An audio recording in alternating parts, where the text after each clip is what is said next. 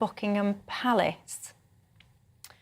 Just to remind you, that flight has left Edinburgh and is on its way to London.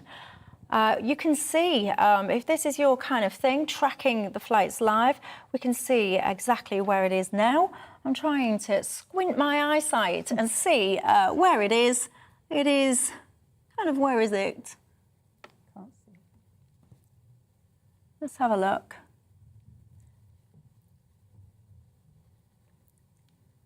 Yeah, just flying over Kendal, the Lake District. That's as we speak.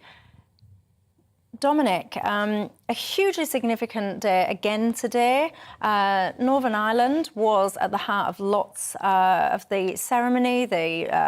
Again, we've seen walkabouts from the King and Queen consorts. A hugely significant day again.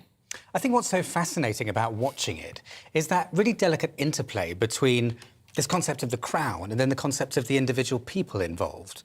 Because the crown, of course, is this sort of ball of glowing power that just exists whether there are individuals there or not, and each monarch takes it up and uses it in their own way. But so many of the things that we're seeing, King Charles going round the different parts of the United Kingdom, these important addresses in all those different places, is actually encapsulating that really delicate blend between having to reflect the relationship between the crown and the different parliaments, and that's a very, ancient historic relationship that Charles was mentioning the other day in Westminster Hall, but also then the personal transmission of this role from his mother to Charles, and he seems to be doing it amazingly well with kind of huge energy. But as we watch it, we don't always necessarily manage to distinguish which is the personal and which is the state and the crown, but it's all happening at the same time, and afterwards you look back and you think, yeah, actually they got every element in there.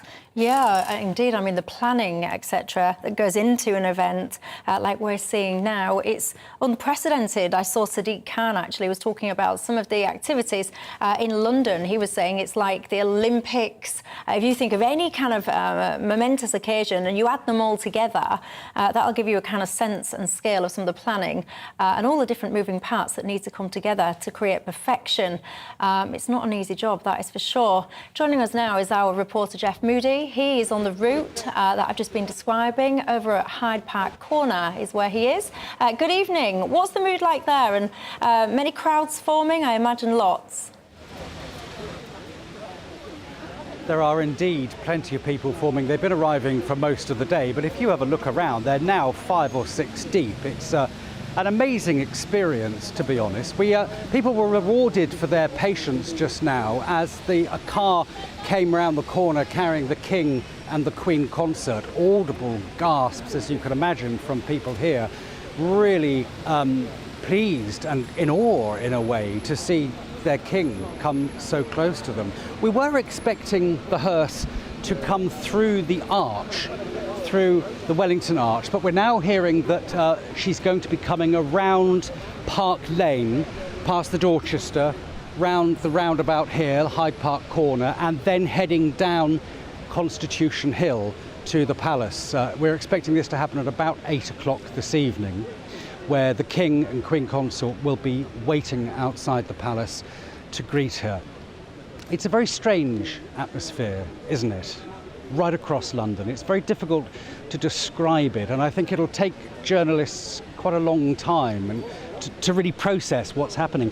It's a nice atmosphere, though. People have been very, very friendly. I mean, people have been saying, oh, do you want teas, coffees? And every now and again, someone will go off and buy teas and coffees for everybody else, and they're not particularly worried about payments for it. Everyone's saying, yeah, no, have it on me. People are coming up with sandwiches, so it's a really nice atmosphere. A real sense that we're all in it together, and let's face it, Rochelle, that's what we really need at the moment, a sense of coming together. Madam, can I ask you, how do you feel being here today now? Emotional. We've been together here for an hour or two, haven't we? And there's been a lot of humour as well, people helping each other out. That is what I like about a crowd, the atmosphere, yeah. Yes. Yeah. Yes. How do you think you will be when you see the coffin, when you see the hearse coming past? How do you think that will affect you? Oh, sad.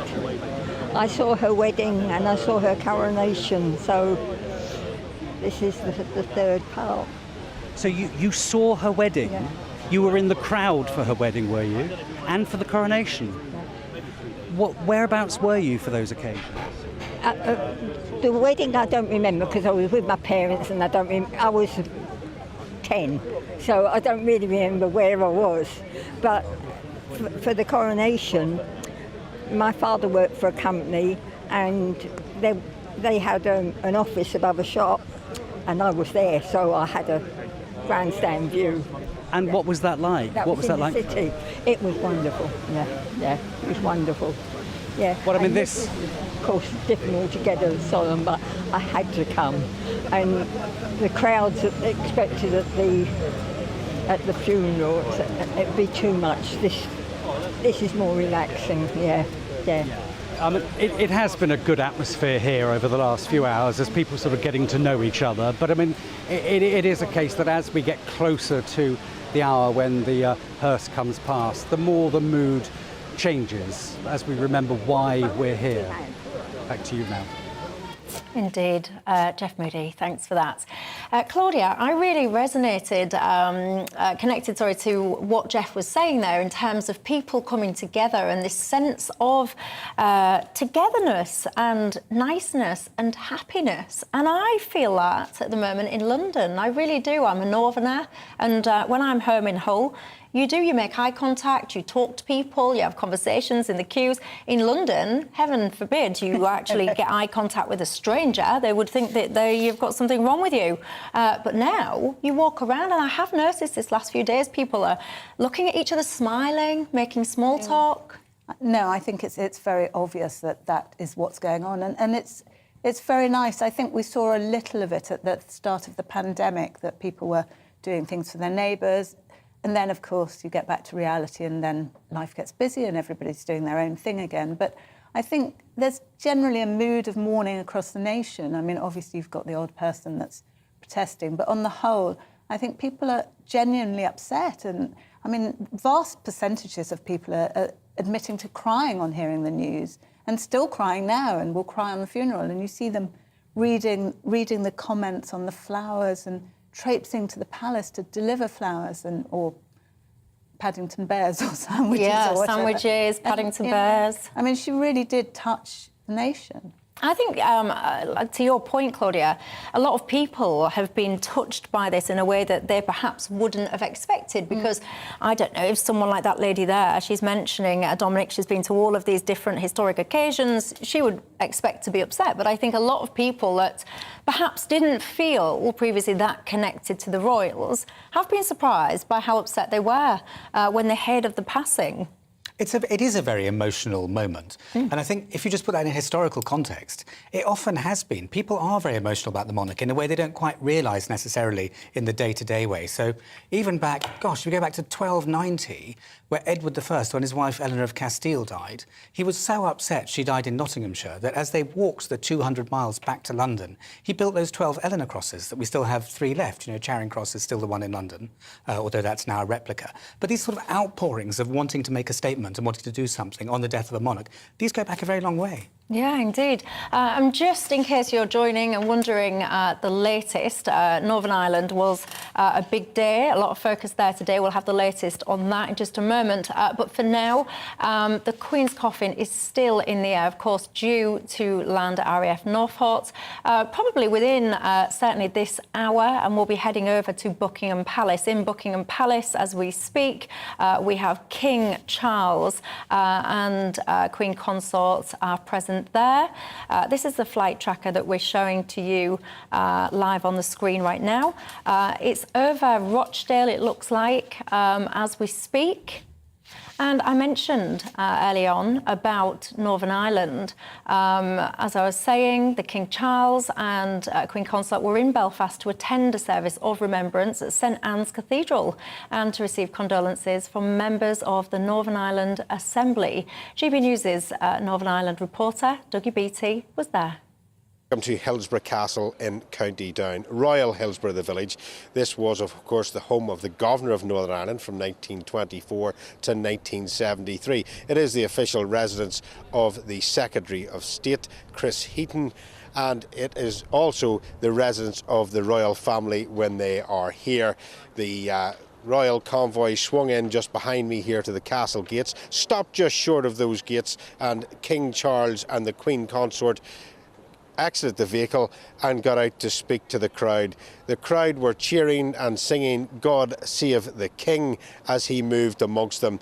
He came up along the gates here behind me and stopped to look at some of the tributes that were laid there to his mother. Of course, it must have been quite emotional for him, because we all seem to forget that he is actually a son and that he is going to bury his mother. As he moved through the gates, he met the Speaker of the Northern Ireland Assembly, Alex Maskey, who read to him a letter of condolence from the Northern Ireland government. Of course, that government is no longer sitting because of issues, constitutional issues, it must be said, in and around the Northern Ireland Protocol. Basically meaning that Europe can tell his subjects which products they're allowed to bring in, what taxation they're allowed to put on them, and more importantly, where that border can be. His mother, Queen Elizabeth II, of course, was very much about peace and reconciliation, and strengthened Anglo-Irish relations very much in 2011, and we would imagine that he will be looking to do exactly the same. Yeah, indeed. Peace and reconciliation, a huge want and desire for many people. And this was a big moment in Northern Ireland today. I think as Charles progresses round Scotland, England, Northern Ireland, Wales, Northern Ireland is the really difficult one. That's the really sensitive political one. And the history there is so complex and multi-layered. So if you go back, actually the beginning of England's story in Ireland is Henry II in the 1160s and 70s when England conquers Ireland. And that was a royal conquering Ireland. And so that difficulty in relationship between Ireland and England, and particularly the Crown, has been there for a very, very, very long time.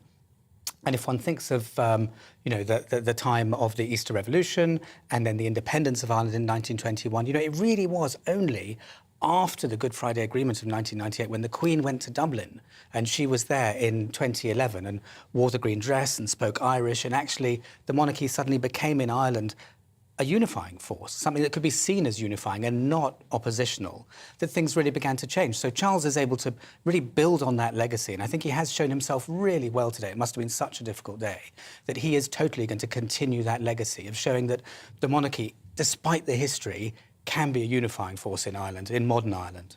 Yeah, let's hope so. And Claudia, again, more walkabouts, really in with the people, showing respect, condolences, gratitude to the monarchy today. And, we were talking earlier on, actually, about just connecting the royals back with the people and these walkabouts and how essential they are, even if it's someone that's got perhaps doubts about some of the monarchy or the continuation or whatever. When you see King Charles in front of you, a man that's just lost his mum, immediately going into duty, service, it's really touching, isn't it? I think it's fabulous, and I think he's doing a sterling job. It's interesting as well because you've never seen the Queen do that, really. This is a sort of Prince of Wales type behaviour, but it works in this current era, I think, because people do want to meet him. They do want to touch him and talk to him and offer their condolences. And I think we're seeing a spontaneity that we haven't seen really in King Charles III, that he didn't have in earlier years, that he's much more comfortable walking up to people and talking to people. I think that's for several reasons, and partly it's down to Camilla, because he's so comfortable and happy now that he can offer much more of himself. Yeah, and Dominic, we was talking, of course, I'm just showing the flight details as we speak as well from Edinburgh into RF Norfolk. Now, there's been lots of talk today and yesterday about whether or not the flight was the right way to do it. Should some or all of this journey perhaps been made by train? Many people feeling that perhaps they're going to miss out on seeing the Queen kind of lying in state because they can't physically get to London. And I think for security reasons, coordination, logistics reasons, train journey just wouldn't have been possible. I think it would have been really difficult because you have to think about security at every single station that it's going to go through, at all those points that you have to look after. At least with an aeroplane, you only have to look after the takeoff, the landing, and what's going on in the middle of it. But that's a more controlled environment. They also have the pressure of a really, really crushingly quick schedule to get all of this done. No other monarch has done an itinerary around the nations, this quickly after acceding. And so actually to fit all of that in, I just wouldn't have been possible for it to happen by train. Yeah, and in case you're wondering of progress of that flight, it's just gone over Macclesfield as we speak. So if that's where you are tonight, you might have heard it actually going overhead. Just in case you are interested in the flight, we've just been talking about the train. It's not a train, it is a flight. It's an RAF Globemaster C-17 flight to be precise. It's due to arrive in RAF at Northolt at 6:55 p.m. That journey from Edinburgh to Norfolk is about 400 miles. There you go. Mark White is live right now at Buckingham Palace with our royal reporter Cameron Walker. Good evening, gents. Talk us through where we are at Buckingham Palace at the moment. Well, as you say, we are waiting here for that hearse carrying the coffin of the late monarch to arrive here. It won't be until near 8 o'clock this evening because, of course, it's still en route, as you've been showing on the flight radar at this moment. It looked as though it was just about the Cheshire area or something, so probably half an hour, maybe 40 minutes before it lands there at RAF Northolt. And there to greet her, Cameron, will again be the Prime Minister, we're told. Yes, the Prime Minister will be there at RAF Northolt to greet Her Majesty's coffin. The Queen's daughter, Princess Anne, the Princess Royal, and her husband, Vice Admiral Sir Tim Lawrence, are accompanying Her Majesty's coffin from Edinburgh on that C-17 RAF plane down to RAF Northolt. And then once it arrives at Northolt, it's going to be placed into a state hearse, and it's going to be taken into a very specific route into central London, so the public can line the route if they so wish and see Her Majesty's coffin. So the route is as follows. It goes on the A40 in central London, then it goes Eastbourne Terrace, Lancaster Gate, Bayswater Road, Marble Arch, Park Lane, Hyde Park Corner, Constitution Hill, before arriving here at Buckingham Palace behind us. Yeah, it'll be a real opportunity for people who can't perhaps get to this very crowded area of central London to be able to pay their respects to the late monarch as the hearse carrying her body makes its way towards Buckingham Palace.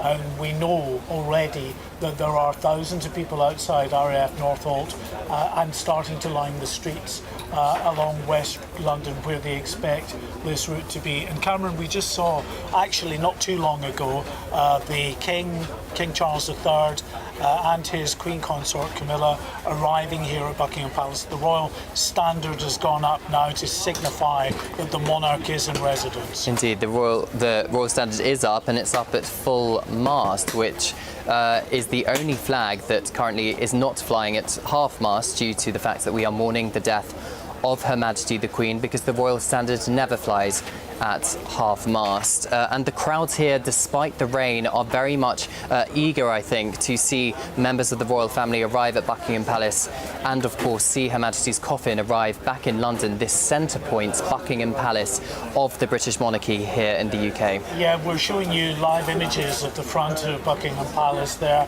and you can see people lined there. There are actually fewer people here. They've been, because there's a very significant policing operation in place now, they've been marshalling the crowds into certain areas. So, for instance, the pavement, which is just directly in front of where all the camera positions are here, is now empty of crowds. That has been absolutely full. It's pavement that heads down towards Green Park, where the flower garden is. It's empty of people today. Whether tomorrow, when we get that very sombre procession of the Queen's coffin on top of that gun carriage heading to Westminster Hall. Perhaps there'll be more people allowed in here, but that's going to be something really special because we're expecting senior members of the royal family to accompany that gun carriage as it makes its way. Yes, we are. We're expecting members of the royal family on foot and in cars, making that very symbolic ceremonial journey down to Westminster Hall. But we have had some details actually about who is going to be wearing military uniform. So Prince Harry, the Duke of Sussex, is not been permitted, as we believe, to wear military uniform at all at any ceremonial events this week, due to the fact he's not a working member of the royal family. Now, this is significant because the Duke of York, Prince Andrew, who's Harry's uncle, has been permitted to wear military uniform at the vigil of the princes in Westminster Hall in a couple of days' time. So some people are accusing the people who make these decisions, the firm perhaps, of double standards. But the Duke did put out a statement to say that he didn't want that to distract, that didn't signify the service that he has given to the nation in the military. So wanting to put, quite rightly, Michelle, the focus back on to the occasion, the coming days as we build up towards the state funeral. Indeed, Cameron Walker, Mark White, thanks for that insight. I found that quite interesting, actually, Claudia, what the gents were just referring to there about who's going to be wearing what and who's going to have their military outfits on, who's not. We don't want it to be a distraction. Well, unfortunately, it is a distraction. It's the talk that many have on their lips right now, whether it's Harry and Meghan, and are they going to arrive here, and are they going to be there, and who's wearing what. It has become quite a sideshow in some ways, hasn't it? And not a good one. Well, it's a very difficult, I think, for the King to decide what to do. I think we saw this with Prince Philip's funeral, and the Queen decided quite pragmatically, I think, that everybody was going to wear mourning suits so that they wouldn't stand out, Harry and Andrew. Of course, this is a state funeral. It's a very different occasion, and I think they need to wear their uniforms. You can't get away from the fact that Prince Andrew is no longer a working member of the firm, and nor is Prince Harry. So they can't really wear military uniforms. They're not representing the Crown. They're not representing the army anymore. I think that it was quite sensible of the palace to decide to allow Andrew to wear his uniform at the final vigil. You've got to remember he's the Queen's son as opposed to the Queen's grandson, and I think that's where the distinction lies. I don't think it's we prefer Andrew to Harry. I think it's much more that this is about a man mourning his mother and saying goodbye at the last vigil. Yeah, indeed. And in terms of, like, historically, Dominic, who wears what, and, you know, how is that? What is the thought process there, and how does it normally work? Perceptions are so important. The royal family is about projecting a very particular and a very historical image.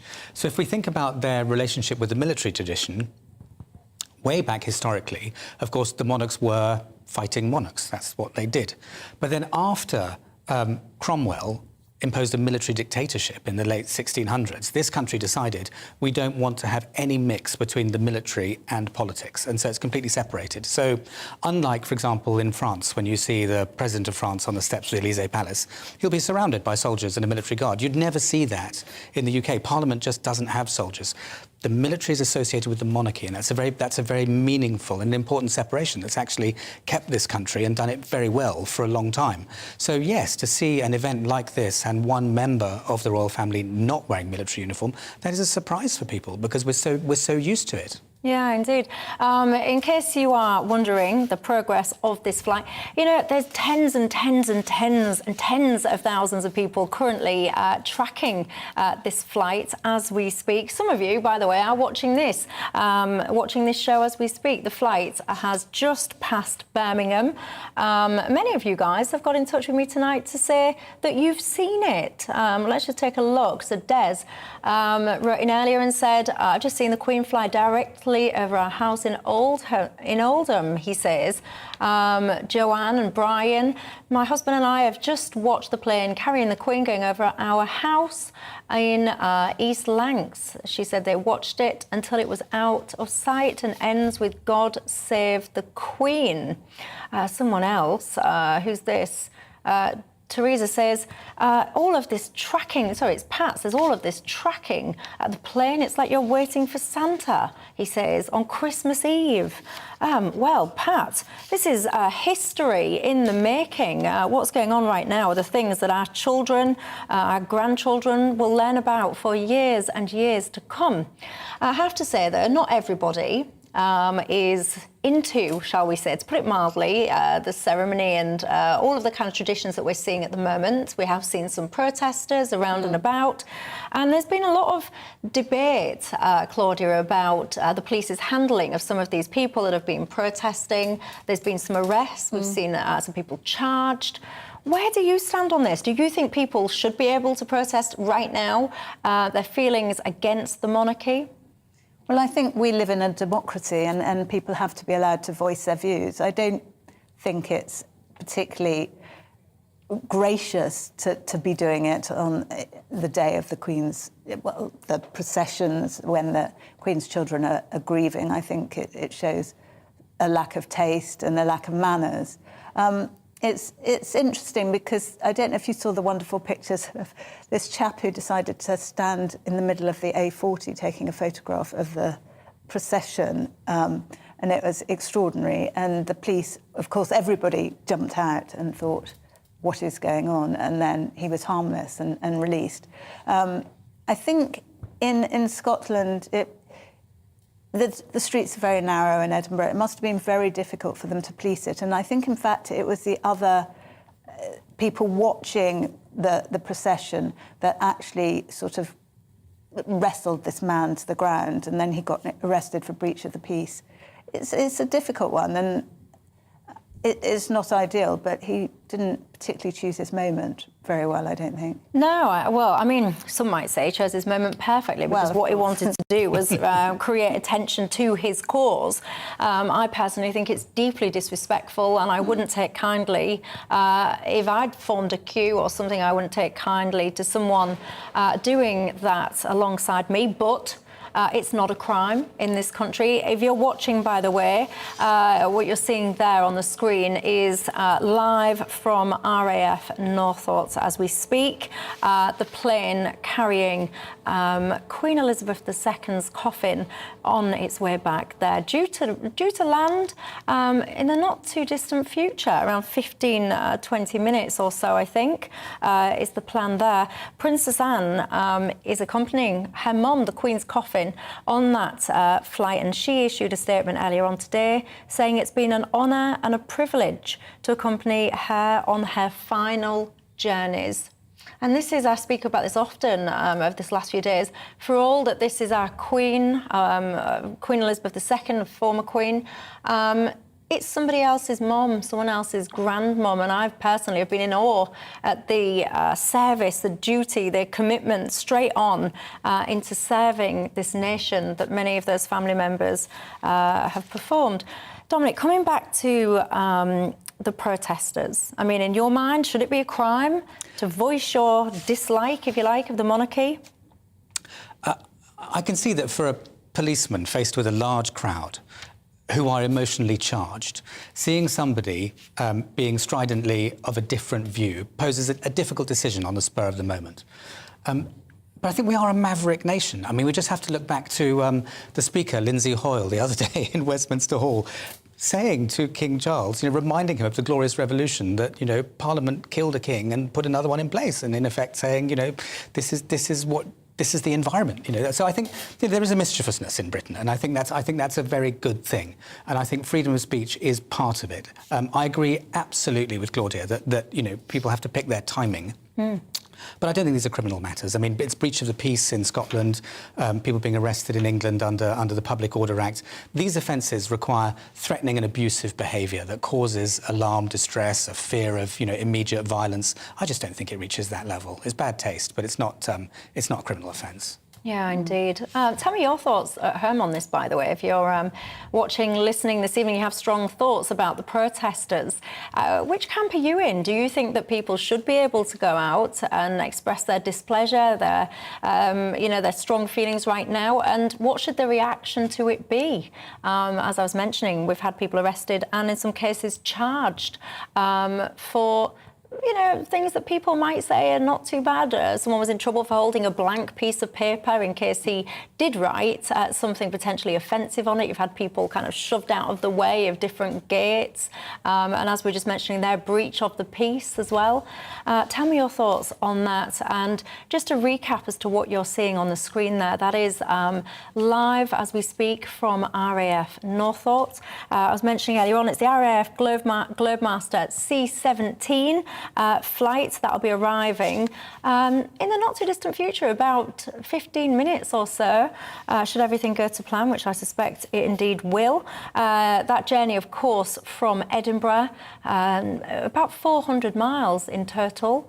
And just to recap what will happen on arrival, the RAF bearer Archer will carry the coffin from the aircraft to the waiting state hearse. A guard of honour formed by the Royal Air Force will give a royal salute as well as the hearse departs. The coffin then will travel 15 miles to Buckingham Palace. And we're just hearing there from Mark White and Cameron Walker about some of the plans there as well. Again, lots of you writing in, tracking. You're seeing the plane live itself. You're saying to me that you've seen it over your house. It's going over Milton Keynes pretty much as we speak. Who is this? Gloria has just messaged. Oh, you've sent me a picture. I can see it there. I can. She's saying, I've just seen the late Queen and Princess Royal flying over Cheadle in Staffs, Blad Bridge, she says, to be exact. And you've got a nice picture of it there, a nice clear picture. That's from Gloria. Anybody else watching? Are you looking out your window as we speak, waiting for it to pass by your house? If so, get in touch and tell me. I'm asking you as well about the protesters. What do you think if people are out and about expressing displeasure, shall we say, some of the proceedings, some of the goings-on, etc.? How should they be treated? Personally, I think it's a disgrace that that's what they want to do, particularly at this point in time. But we do live in a free country. So should it be treated as a crime? I would say no. But what say you? Tell me. Get in touch at gbviews@gbnews.uk is the email. Someone else has just been in touch saying you've just seen the plane flying out over your balcony. And it really is, Claudia, history in the making. And there's lots of conversation as well taking place at the moment across the country about the response to what's happened. So we're officially in a period of mourning, and lots of kind of different companies, different sporting entities. There's been lots of kind of discussion and debate about what is the right way to handle things, whether it's this period now or the bank holiday going forward. What do you think? Do you think the tone has been right or not? I think so. I mean, it's incredibly difficult, isn't it? Because nobody's going to agree with everything. If you're a mad football fan, you want to go and watch your game, and you're appalled that their match is cancelled. If you're in Centre Parks, as people are, and they've now been told they've got to go home, and they've spent the money and taken time off for holiday, they probably are quite angry as well. It's really difficult. I mean, personally, if you want to watch something on television, there's so much choice now. You don't need to watch live television. You can watch a box set or whatever. So I think we can all cope with that. But it is difficult because it's a long period of time, and you want to honour the Queen and care for her family, and it seems wrong to be going to parties and things like that. But equally, people can't think about the Queen 24 hours a day, although her family, of course, will be. Yeah, and Dominic, where do you stand on this in terms of the country's response, whether that's, I don't know, Premier League, for example, cancelling matches, people have just been talking about their centre parks and places like that, you know, closing their doors to people on the bank holiday. Where are you on it? I think there's a really interesting dynamic, and it's difficult for the people who are planning things, because if you look across the 20th century, you know, royal events got bigger and bigger and more grand. The first state funeral with Edward VII in 1910, you know, and the events have built through to the royal weddings and so on. So people want to see big events, and it's a global audience. But then on the other hand, following austerity, various other things, the royal family would like to trim things back a little, not look like it's a huge profligate organisation, but actually something that's contributing value. We've already heard rumours that, you know, the coronation is going to be significantly more stripped back than the Queen's was. But you just can't get away from the fact, and we see it, you know, we're seeing it on screen at the moment with all these people.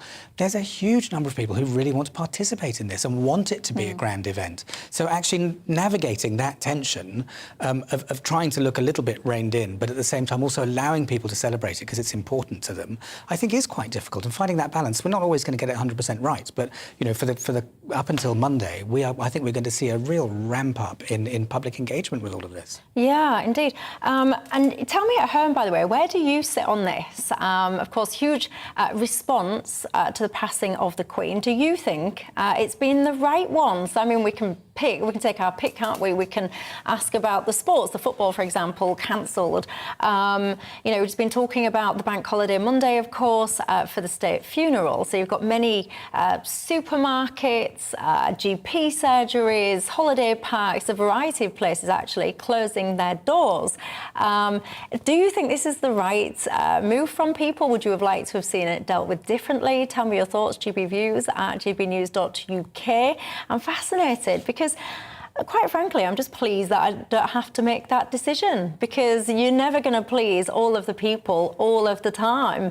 And the explanations from some of these companies as to why they're closing things, I do find quite fascinating, but perhaps for a different day. And Claudia, that plane, by the way, in case you're wondering the progress of the plane carrying the Queen's coffin, it's just gone over Aylesbury, so I'm told, so not long at all. Not much sympathy coming through on the email, I have to say, for the people protesting. You know, it's time and a place, many people are saying, for that kind of behaviour. You've got some strong suggestions as to what you would do with the protesters if you were in charge. I won't read those out. We're saying with a positivity tonight. Claudia, I do think, though, that some of the things that have been cancelled out of a mark of respect for the Queen have been quite peculiar. And I personally would say a little bit over the top, because there's different ways of paying your respects to someone who's passed. And, you know, having everything cancelled and having to sit in and not do a lot, I'm not really sure how that is showing one's respect, because I've seen alternate clips of different sport events, for example, that haven't been cancelled, where people coming together, they're doing a minute's silence, they're, you know, people armbands, God Save the King being sung. That, to me, was very respectful. So I think there has been a little bit, personally speaking, of overkill when it comes to some of the things that have been cancelled and continue to be cancelled. I saw a bike rack, like you know, where you lock your bikes to, and people asking for that not to be used out of a mark of respect to the Queen. And I just think that's a little bit odd. Well, I think it's very difficult, isn't it? And I think there's a lot of panicking going on behind the scenes as to what is appropriate. I think because the Queen lived for so long and we'd all expected her to live forever, I don't think people had actually had these conversations before she died. And then we saw her on Tuesday last week. I mean, is that a week ago? I mean, seeing the Prime Minister, well, the old Prime Minister, new Prime Minister, and then she was dead two days later, and I think the whole country went into national shock, first of all. And then, obviously, for the first few days, all everybody was talking about was the Queen having died and the new king and that. And things were happening so fast that I think that the automatic knee-jerk reaction was to cancel things. And then we've got this official mourning period up until the funeral where you sort of want the world to stop, I think if you're grieving, that's what you want. You want everything to stop. And so it's quite difficult, but I do agree it doesn't... People do have a life as well. I mean, I think we all have to remember that if the Queen hadn't died, we wouldn't have a day off work on Monday. So therefore, you know, if you... And in previous eras, of course, not so long ago, shops were not open on a Sunday or a bank holiday. And in mood with the Queen's age, that maybe that's appropriate, that things are a bit slower and calmer for this week. I don't know. But, you know, sorry, Dominic, you were just about to come in. I think there's a difference between mourning and marks of respect, actually. So mourning is an official period that is declared. So I remember being, and I'll keep it nameless, but a Gulf country not that long ago when a ruler died. And everything was locked down for, I can't remember, it was 2 weeks or something. No restaurants were open, no hotels, you couldn't do anything, people weren't allowed to work. There were people still working, but they closed their curtains, were working behind them, didn't want anyone to see their lights on. And that's a decision being made for you, and I think that's mourning. And I think we've taken quite a light approach, actually. Yes, some things are being cancelled, but on the whole, people go about their lives. But a mark of respect is something you as a person do. That you initiate. That's from your own kind of will and your own wish. And I think people are doing that in all of the things we're seeing with the Paddington Bears and the flowers and so on. And that's not something the state asks you to do. That's your own personal response. And what do you think the role of technology plays in some of this? Because we're seeing lots of firsts now, aren't we? So we saw the accession on Saturday, I think it was. I'm losing track of all my days now, but King Charles' accession was televised. That was the first time that had happened. And technology now, everything is captured. You know, you're watching the walkabouts, for example, and all of them. Of course, if you see any footage that's taken from within the crowd, you just see a sea of telephones, of mobile phones, of iPads, of tablets, like you name it. Everything is getting captured. Everything is getting filmed. Everybody's decision that they're making, whether that's an organisation or as a person, instantaneously getting judged on things like social media, whether it's Twitter, Facebook or the like. So we do live in this quite kind of judgmental technological age now, don't we? It's going to be a phenomenal task. If you're a historian and you're looking back at some royal event in the, you know, 1800s or 1700s or 1200s, you know, you have a limited number of sources and you can go to them. How on earth people are going to cope with looking back at all the data and all the information there is now around this? It's just, it is mind-boggling. But then, you know, I think there's a really interesting distinction between, of course, the royal family are using technology in a very clever and a good way. They have to. It's the modern world. We've known this since at least the 1930s. Moving image, video footage, film, music, emotion, all of these things are an important part of presenting something. But now the democratisation of it with social media and everybody having a camera, it's a fascinating new layer. Yeah, indeed. We've just been told, by the way, that the plane carrying the Queen's coffin is due to land in less than 5 minutes. So that's less than 5 minutes. Lots of you still getting in contact with me, thanking us for sharing that progress, because many of you have been able to nip out and see it for yourself, going over where you are. Lots of you have been in touch, actually. Thank you if you've been out and you've taken your picture of that flight. I'm enjoying seeing your pictures. Budding photographers we seem to have watching the show tonight. Who's this? Steve, you've just seen it going over Burton-on-Trent. Yeah, what's this one? Oh, someone attempting to see it and failing miserably, or perhaps I think a few people are going out.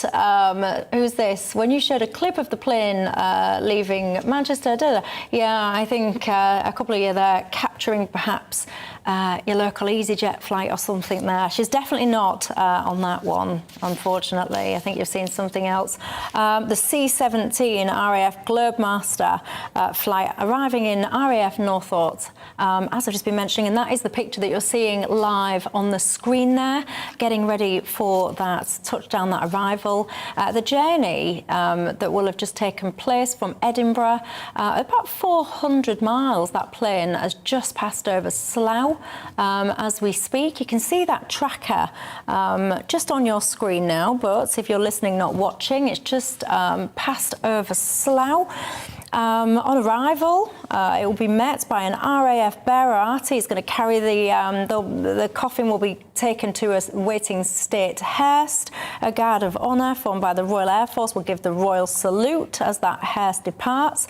And then the journey over to Buckingham Palace will begin. That journey is 15 miles. We were talking as well, the King Charles and the Queen Consort in position already at Buckingham Palace. The Queen's daughter, Princess Anne, is on that plane as well with the Queen. Mentioned earlier on, the Princess Royal saying it has been an honour and a privilege to accompany the Queen on her final journeys back to London as well. And it is, I mean, just the history, we just cannot get away from what we are watching here is literally history in the making. As a historian, that must be quite exciting to you, Dominic. It's hugely exciting because sometimes history just does similar things. You know what's going to happen, but in this case, we're seeing so many new things happen. This is very much different to what we've had in the past. And I'll tell you what, while Dominic's talking, you can see the plane on the screen now. This is it coming into land.